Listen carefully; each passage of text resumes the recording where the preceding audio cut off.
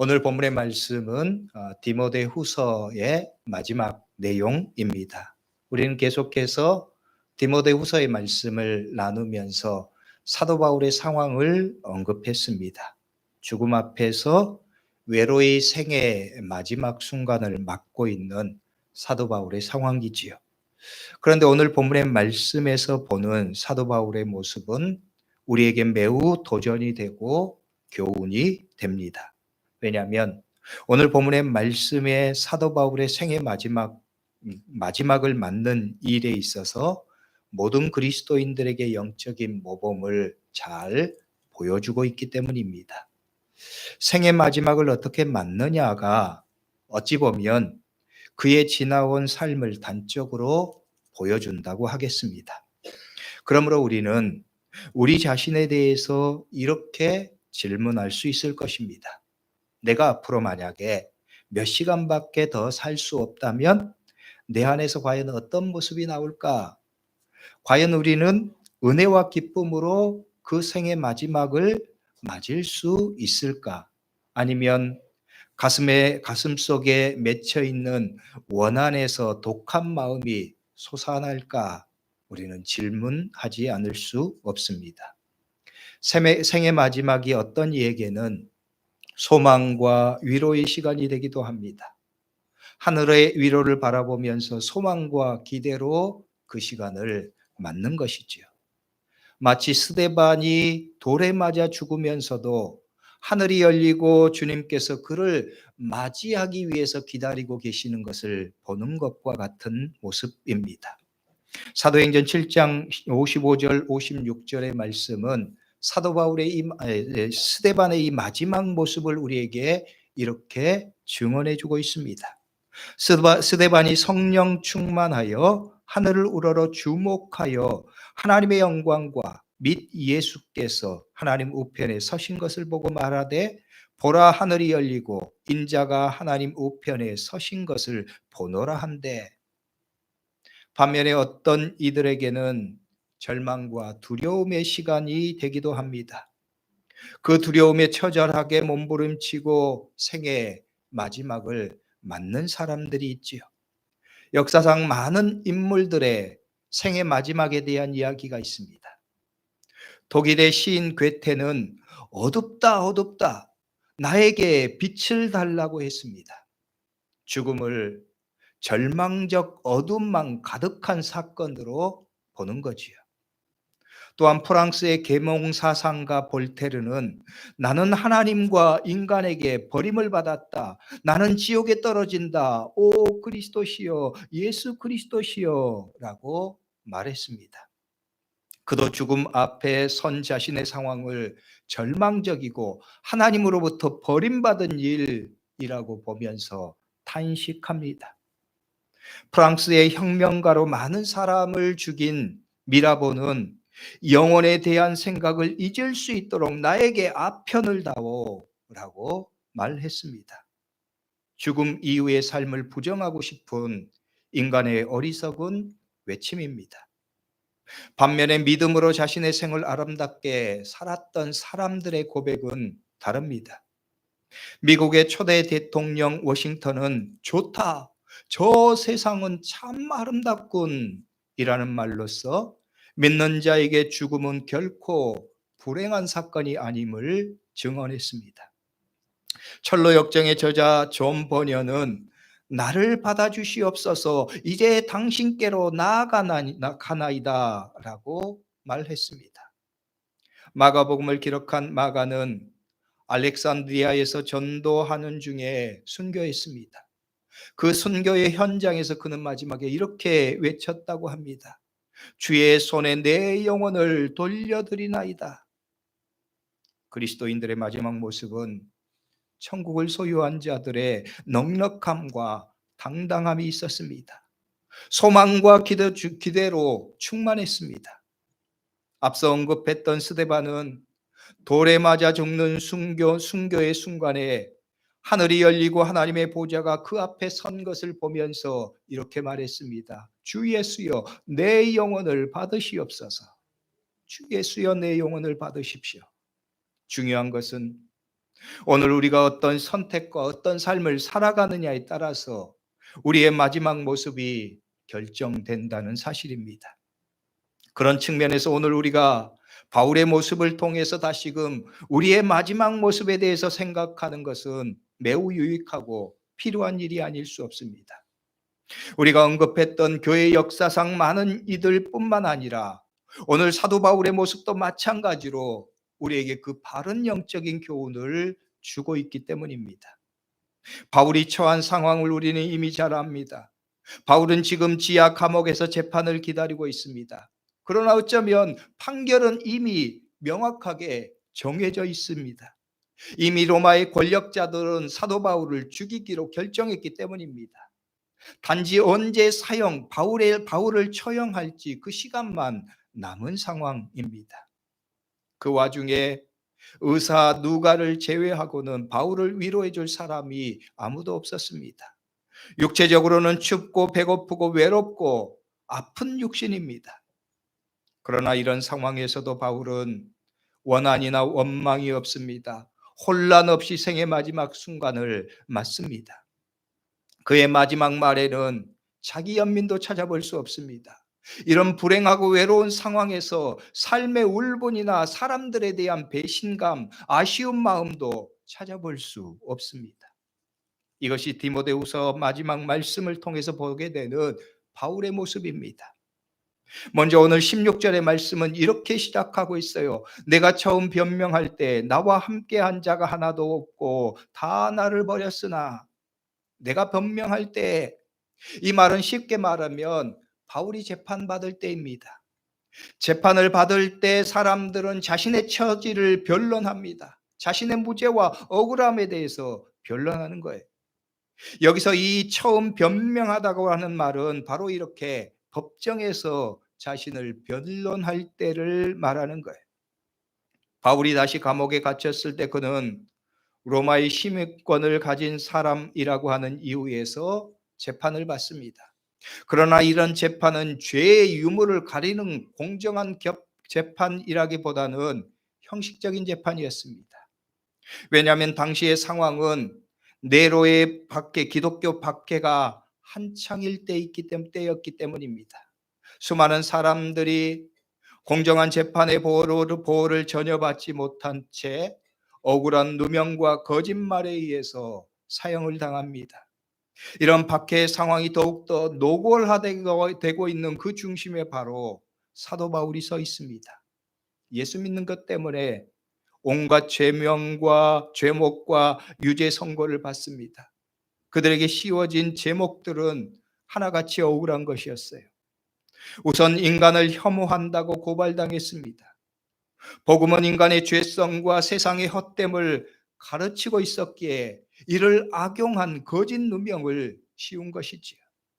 또한 눈에 보이지 않는 신을 숭배하고 로마가 만든 가공의 신을 인정하지 않는다는 이유로 무신론의 죄를 선고받았습니다.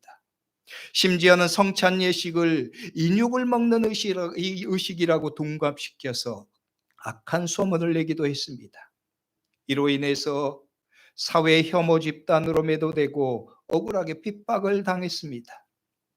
로마 황제는 자신을 신의 아들이라고 칭하면서 황제 숭배에 동참하지 않는 기독교인들을 사회 선동죄, 반역죄로 처형했습니다.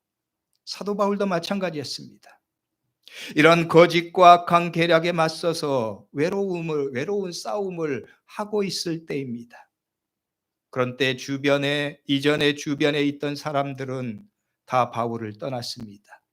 그래서 사도 바울은 나와 함께 한 자가 하나도 없고 다 나를 버렸다라고 말하지요. 죽음이 다가오면 사람들은 이런 일 하나하나에 서운하고 불편할 때가 많습니다. 그런데 바울은 이렇게 말합니다. 16절의 말씀에 이어진 말씀입니다. 내가 처음 변명할 때 나와 함께한 자가 하나도 없고 다 나를 버렸으나 그들에게 허물을 돌리지 않기를 원하노라. 다 나를 버렸다. 그러나 그들에게 허물을 돌리지 않기를 원한다. 특별히 여기서 이 원한다라고 하는 표현을 우리가 주목해야 합니다.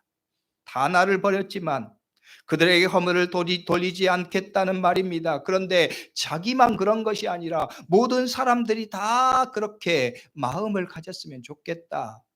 그런 기대와 바람이 담겨져 있습니다. 나도 그들을 용서하는데 너희들도 그러했으면 좋겠다.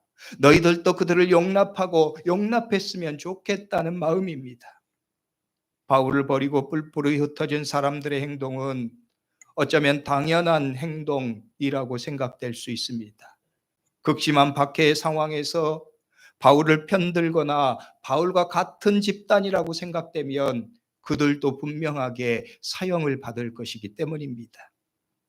그래서 이 16절의 말씀을 통해서 보는 바울의 마음은 자신의 입장에서 서운하고 아쉬운 감정을 갖는 것이 아니라 오히려 그들을 용납하고 그들의 연약함을 품는 마음입니다. 이것은 바울의 성숙한 믿음의 모습입니다.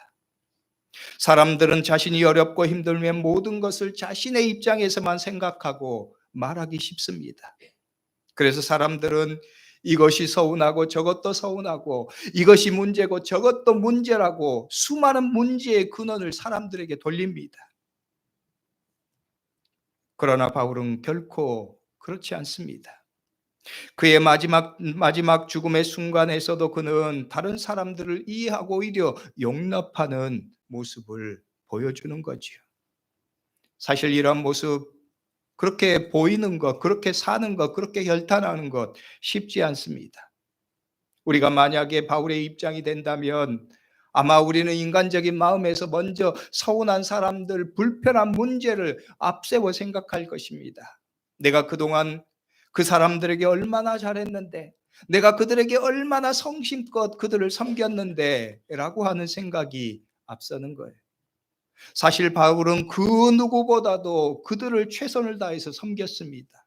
사도 바울은 자신의 목숨을 바쳐서 그들을 섬겼습니다. 그런데 정작 바울이 외롭고 어려워지니까 사람들이 등을 돌립니다. 한 사람도 그에게 남겨져 있지 않습니다. 그러면 사람들이 그렇게 말하지 않습니까?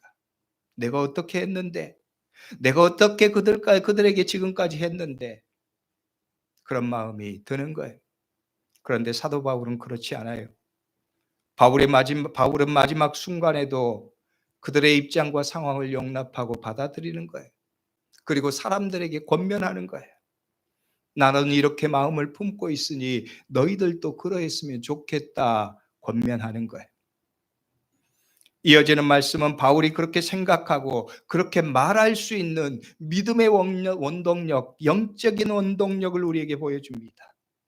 사도 바울이 어떻게 그런 인간적인 감정, 인간적인 연약함을 뛰어넘어서 그렇게 말하고 행동할 수 있는지 그 이유입니다. 그것이 바로 17절의 말씀입니다. 이렇게 말씀하죠.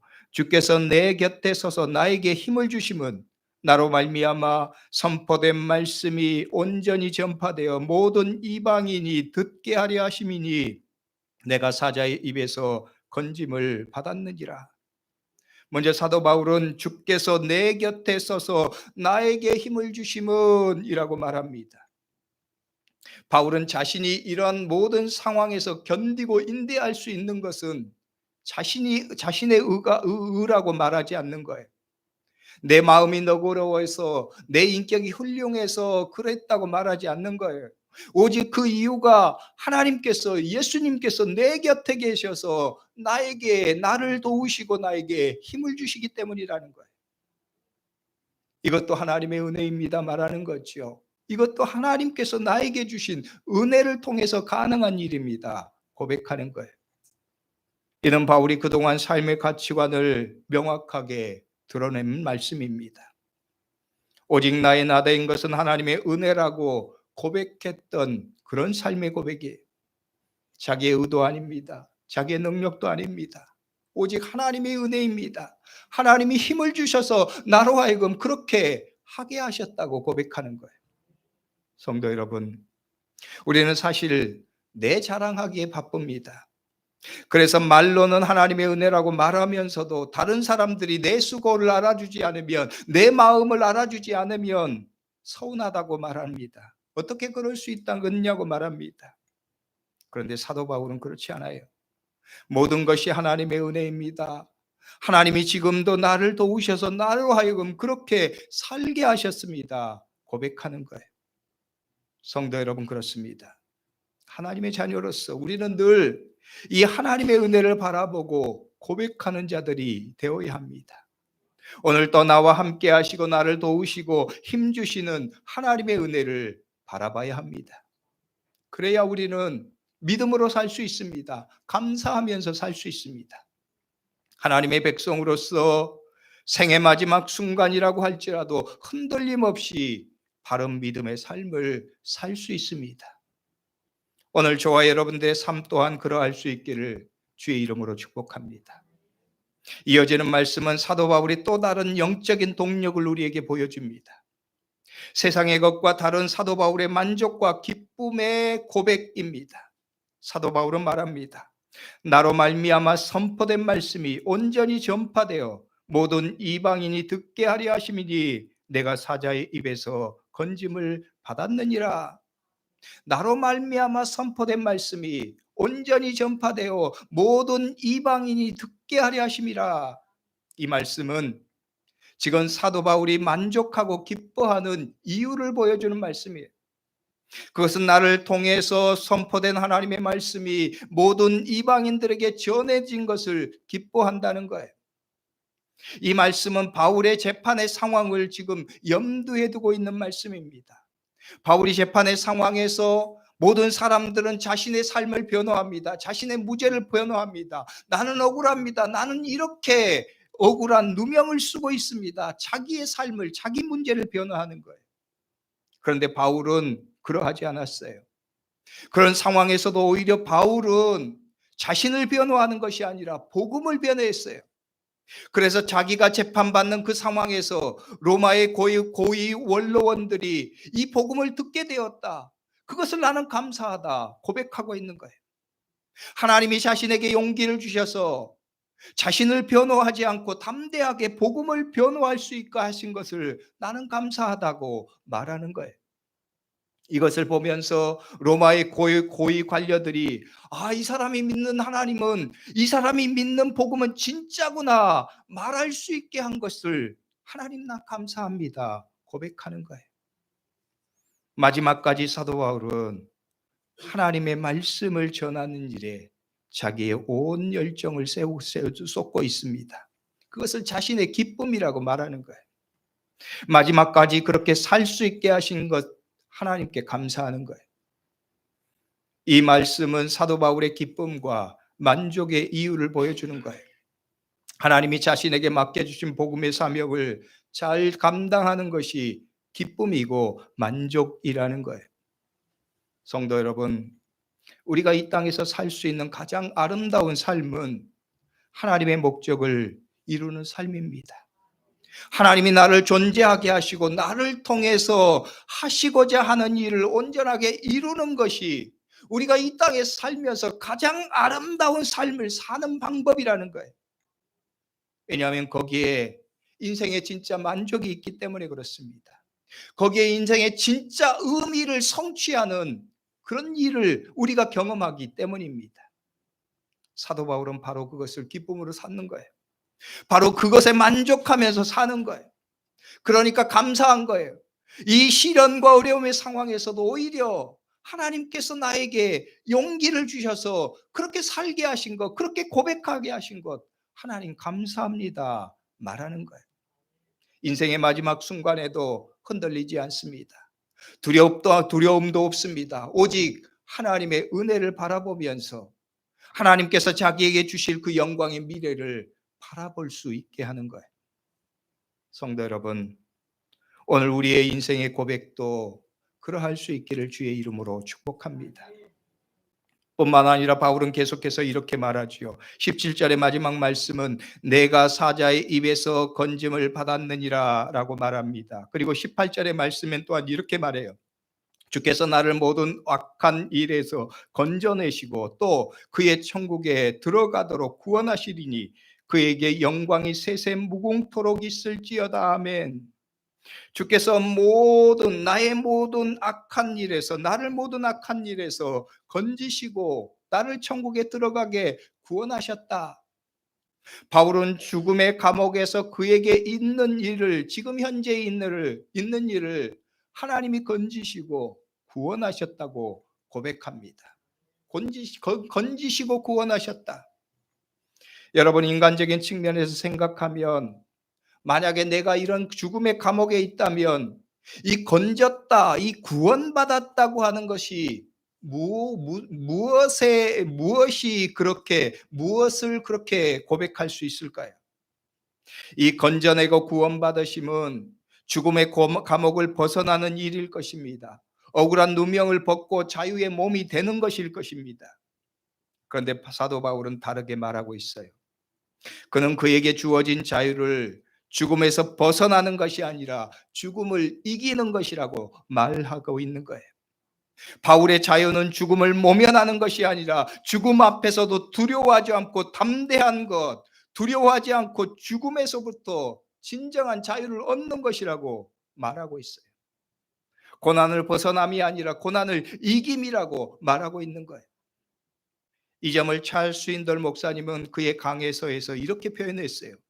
주님은 처형을 통해서 바울을 건져내시고 이후로 영원한 영광에 들어가게 하실 것이다. 바울은 처형을 당하는 죽음을 통해서 건져냄을 받을 것이다.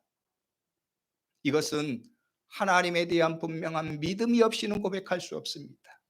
하나님께서 그에게 주실 천국에 대한 분명한 확신이 없으면 그는 그렇게 말할 수 없는 거예요. 이것이 바울의 영적인 관점이었어요. 이것은 하루아침에 생겨난 삶이 아니었어요. 이미 오래전부터 그의 삶의 가치관과 신앙으로 자리 잡은 고백이지요. 그래서 바울은 로마 감옥에 1차로 투옥될 때 빌립보 교인들에게 편지하면서 이렇게 썼습니다. 빌립보서 1장 12절로 14절의 말씀입니다. 형제들아, 내가 당한 일이 도리어 복음 전파의 진전이 된 줄을 너희가 알기를 원하노라. 이러므로 나의 매임이 그리스도 안에서 모든 시위대안과 그 밖에 모든 사람에게 나타났으니 형제 중 다수가 나의 매임으로 말미암아 주 안에서 신뢰함으로 겁없이 하나님의 말씀을 더욱 담대히 전하게 되었느니라. 이 말씀을 통해서 바울은 오히려 내가 감옥에 갇힌 것이 오히려 감사한 일이다. 이것을 통해서 하나님께서 복음을 얼마나 많이 담대하게 사람들이 전하게 하셨는가, 그것을 본다는 거예요. 그래서 감사한다는 거예요. 그리고 마지막에 그는 이 고난의 영광 중에서도 하나님을 찬송합니다. 영광을 바라봅니다. 이렇게 말해요. 그에게 영광이 세세 무궁토록 있을지어다. 아멘. 이 영광이라고 하는 말이 중요합니다. 이것은 단순하게 그냥 빛나는 것이 아니라 실체가 밝혀진다는 거예요. 고난을 통해서 사도 바울이 하나님께서 자기에게 증거하게 가신 그 복음이 실체를 명확하게 드러냈다는 거예요. 이것이 사람들로 하여금 소망이 되는 말씀이구나. 그들의 삶을 변화시키는 말씀이구나. 그들이 죽음 앞에서도 두려워하지 않고 세상과 다른 삶을 살 수 있게 하는 그런 중요한 생명의 말씀이구나. 이 하나님의 말씀이 진짜 생명의 말씀이구나. 그 실체가 명확하게 드러나는 거예요. 그 하나님의 영광이 분명하게 드러나는 거예요. 사도 바울은 고난 중에서 그것을 경험하는 거지. 그래서 하나님께 감사하는 거예요. 그래서 하나님의 영광이 이 일을 통해서 드러났다 말하는 거죠. 우리는 어떤 고난과 어려움의 상황에서 하나님의 은혜라고 하면 하나님이 그 고난을 피하게 해주신 것, 문제가 해결되게 하신 것, 그것이 은혜라고 고백합니다. 그것이 하나님의 응답이라고 고백해요. 그래서 때로는 그렇지 않을 때 실망하기도 합니다. 낙심하기도 합니다. 때로는 하나님을 원망하기도 합니다. 내가 이렇게 기도하는데, 내가 이렇게 하나님을 기대하는데 하나님 왜 내 기도를 들어주시지 않습니까? 내 문제를 왜 해결해 주시지 않습니까? 원망하는 거예요. 그런데 바울은 그 고난과 죽음의 시련을 내가 견딜 수 있게 하신 것, 그것을 통해서 하나님의 영광이 드러나게 하신 것을 감사합니다. 그것이 하나님의 응답입니다. 하나님의 살아계심을 증거하는 일입니다. 고백하는 거예요. 성도 여러분, 이런 바울의 모습, 그 마지막 모습이 과연 어떻게 가능했습니까? 우리는 앞선 말씀을 통해서 그 비결을 보았습니다. 바울의 이러한 신앙적인 가치관과 믿음이 이를 가능케 한 것이지요. 말씀을 마치면서 우리가 묵상하고 나누었던 말씀의 중요한 의미를 새기면서 오늘 말씀의 가장 중요한 바울의 고백 17절과 18절의 말씀을 함께 읽으면서 말씀을 마치도록 하겠습니다. 17절과 18절의 말씀 우리 같이 읽도록 하겠습니다. 주께서 내 곁에 서서 나에게 힘을 주심은 나로 말미암아 선포된 말씀이 온전히 전파되어 모든 이방인이 듣게 하려 하심이니 내가 사자의 입에서 건짐을 받았느니라. 주께서 나를 모든 악한 일에서 건져내시고 또 그의 천국에 들어가도록 구원하시리니 그에게 영광이 세세무궁토록 있을지어다. 아멘. 오늘 저와 여러분들의 믿음의 고백도 그러할 수 있기를 주의 이름으로 축복합니다. 기도하겠습니다. 기도할 때 오늘 말씀을 붙잡고 통성으로 잠깐 기도하죠. 하나님,